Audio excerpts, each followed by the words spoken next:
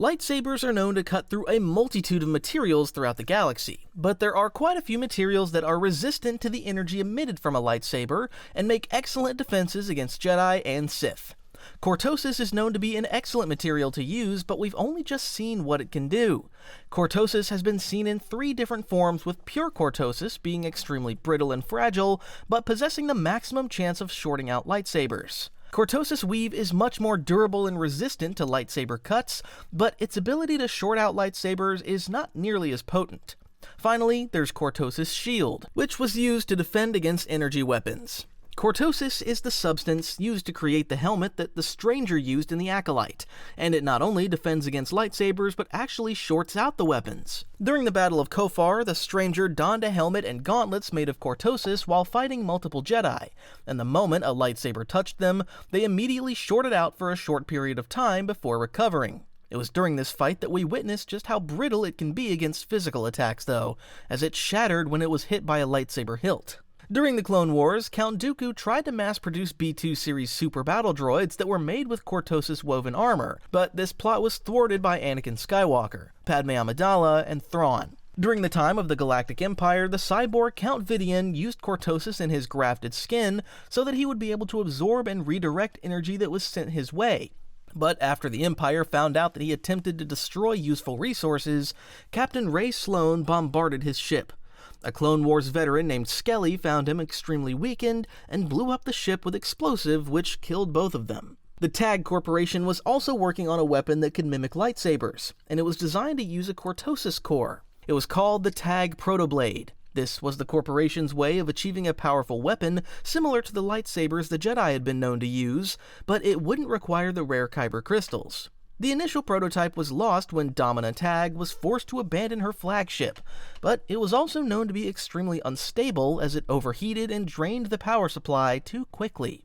Dr. Aphra also encountered a Null Blade, which was created to be used by the Spark Eternal to short out Darth Vader's lightsaber, and it was made with a Cortosis alloy.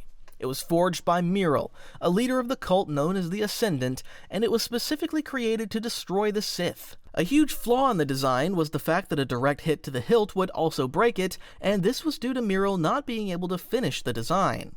The lightsaber, an elegant weapon for a more civilized age. And while General Grievous may have collected them for less civilized reasons, you've got to admit there's just something about them. If you're anything like me, you've probably imagined what it would be like to hold one yourself. That's actually why I started Stickman Sabers. The goal was simple: make lightsabers that look amazing, being literally one-to-one replicas of the ones seen on screen, but are also built to handle real use, so you can duel without stressing about damaging them every time things get intense. They are all equipped with state-of-the-art pixel technology, giving off an incredibly bright light that will light up the darkest rooms out there, and obviously have the iconic hum that just feels right the moment you switch it on. And for a limited time, if you pick one up, you'll also get 2 combat sabers for free. If you've ever thought about starting your own collection, this is a pretty good place to start. Links in the description, and now let's get back to the video.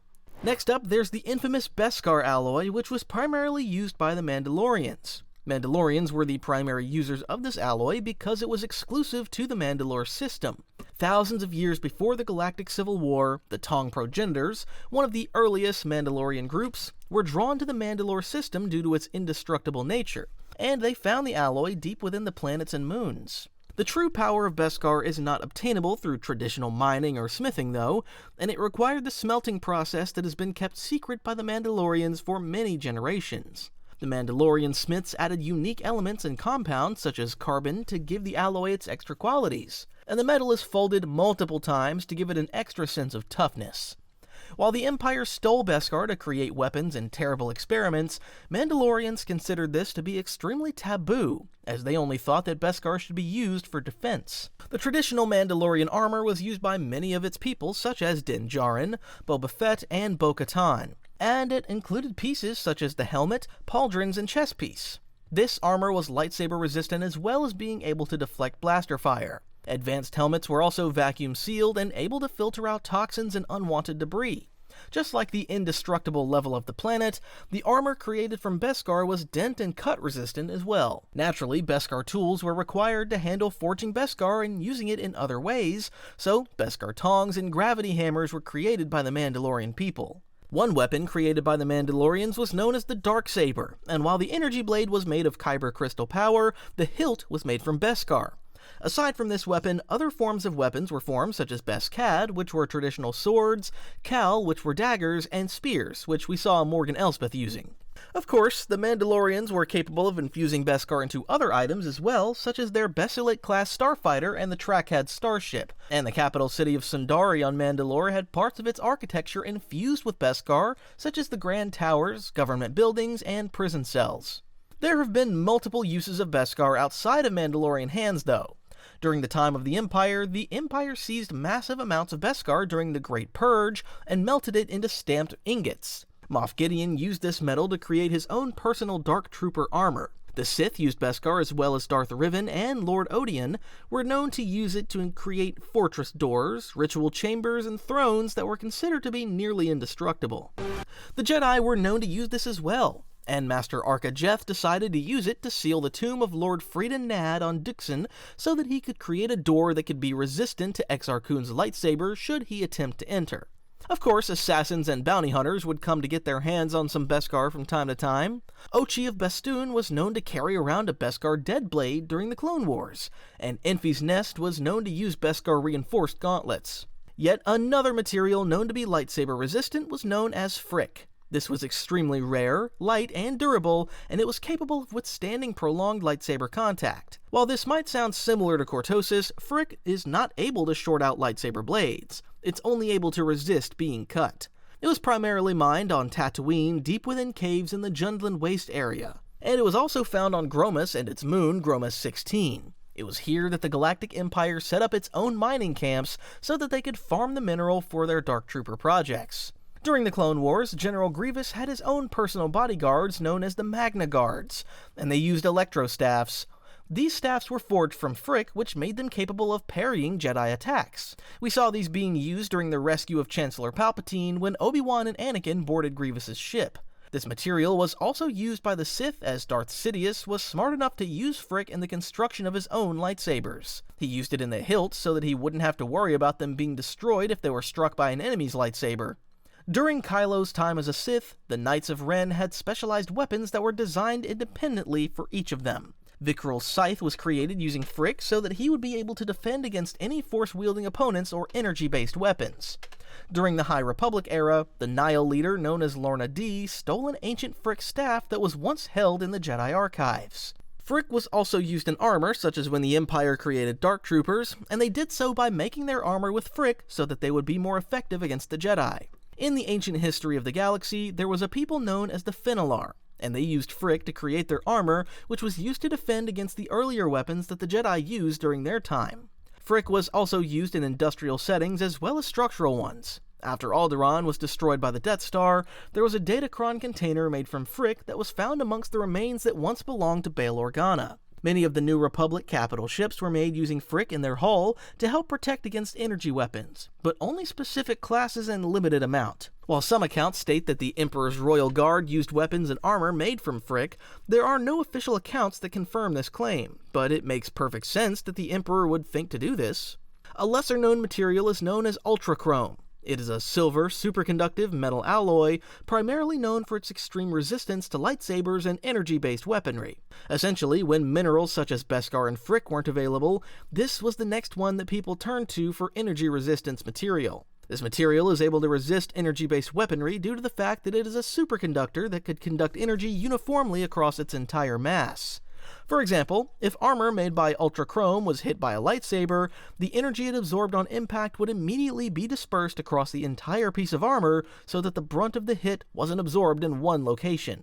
Its main weakness is prolonged exposure to these strikes, such as a lightsaber being held against it for too long. The melting point of this material is lower than the others, which made the user susceptible to longer exposure and breaking armor. During the Great Sith War, starships were fitted with Ultrachrome armor, which was very effective against blaster and slug thrower weaponry. Carvaster's group, the Harun Kal, had Ak guards who were fitted with vibro shields that were made from Ultrachrome, and during the Clone Wars, these shields were seen withstanding strikes from Mace Windu's lightsaber, which is a testament to their resilience considering the power behind Windu's strikes. Some Inquisitors utilized Harun Kal's armor designs, which also included pieces fitted with Ultrachrome extensions, as this was perfect to wear during their hunt for any remaining Jedi or Force-sensitive beings. It was also known that certain Separatist leaders used swords that were made from the same material so that they could parry Jedi lightsabers should they ever come face to face with one. Also, in the Old Republic era, there are multiple armor pieces seen to be made from Ultrachrome, but they're utilized by the Republic and Imperial forces alike. Song steel is another rare and exquisite lightsaber-resistant material, and just like Ultrachrome, it is a silver alloy that is extremely lightweight. One hindrance with song steel is the fact that it's considered a masterwork to be able to forge the metal, since it's very difficult to work with, and an extremely tedious process.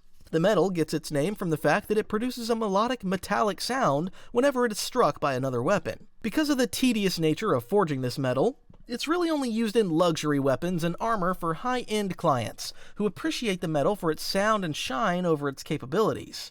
It's mainly used to create swords, fencing blades, and staves, but Dathan, the father of Rey, was known to have an amulet that was made from the same material. Jedi Master Darius Jet used a song steel sword whenever he was practicing how to deflect multiple lightsabers at one time. Also, during the defense of Five Masters Academy, the Master in Violet possessed a fighting staff that was made from song steel that she used to defend the Academy. Unlike other materials that are traditionally found underground on main planets such as Mandalorian Tatooine, song steel is primarily found in deposits on an asteroid in the Kalaran asteroid belt.